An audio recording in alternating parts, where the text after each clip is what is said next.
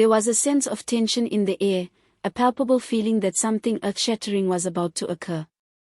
The air was electric, the sense being that all present realized today's session had the potential to go down in history. As John Steenhuisen rose to address the floor, all were anticipating his characteristic stinging rhetoric. Famous for his venomous denunciations and combative oratory, Stein had made a name for being able to shake the benches of the ANC. This time, however, what transpired was so much more than the typical parliamentary jousting. Rather than his usual jabs at the inefficiency or corruption of government, legislators were treated to a blistering, frank, and unflinching assault on the current president himself. A charge so daring that even seasoned political journalists shifted uncomfortably in their seats. Clutching a copy of the Constitution in one hand and a fat folder of papers in the other, Steenhuisen made an instant pronouncement that President Sir Ramaphosa had overstepped a line that no South African president should ever have.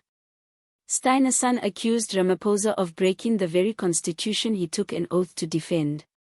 "Here we are," Steiner started, his tone firm but calm, seeing a president who believes himself to be above the law.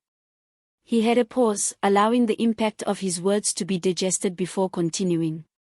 "But I stand here today not as a leader of the opposition but as a South African citizen bound by a responsibility to defend our democracy. You, Mr. Ramaphosa, have broken constitutional law."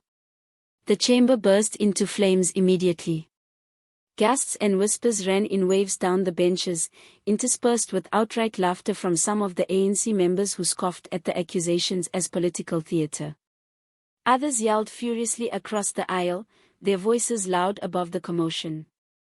The speaker grappled to keep order, thumping the gavel again and again, but Steenhuisen did not budge. He stood firm among the mayhem, his face unyielding. Steenhuisen's speech was not based on sweeping allegations but on claims supported by leaked internal memos, legal advice, and top-secret briefings.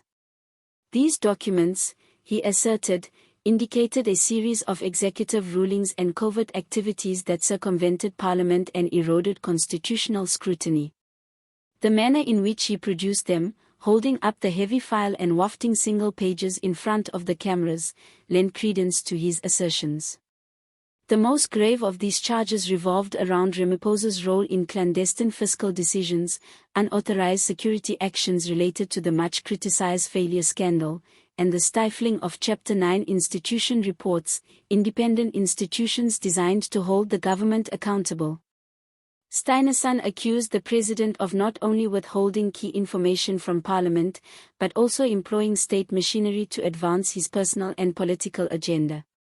In doing so, he contended the president had violated the doctrine of separation of powers and Chapter 5 and 9 of the Constitution. The effect was instant. The ANC benches, often orderly in their defense of their leader, seemed momentarily shaken. Some took frantic glances through their own papers or texted aides on their mobile phones. Reporters in the corridors hurried to send messages to their editors. The nation's political elite, already on tenterhooks from weeks of speculation over intra-party tensions, were now faced with charges that threatened to destabilize the country's highest office. What distinguished the speech from another in a long line of opposition criticism was the tone of urgency in Steenhuisen's voice. This wasn't political posturing. This was, he cautioned, a constitutional crisis in the process of unfolding. His voice had a note of gravity that wasn't often heard in parliamentary debate. And as Steenhuisen spoke, all eyes fixed on President Ramaphosa. The president was stone-faced, arms crossed, barely blinking. His silence was deafening, implying a man either calculating to the point of secretiveness or deeply disturbed. When Ramaphosa finally reacted, his defense was firm but measured.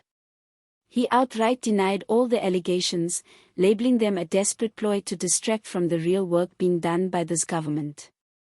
He implicated Steinhuisen and his party in attempting to create a crisis where none was, claiming that the allegations were nothing but an opportunistic attempt at political relevance. But even as he was talking, the tension in the room was still present and it was evident to everyone that Steenhuisen had hit a nerve. ANC members ran around.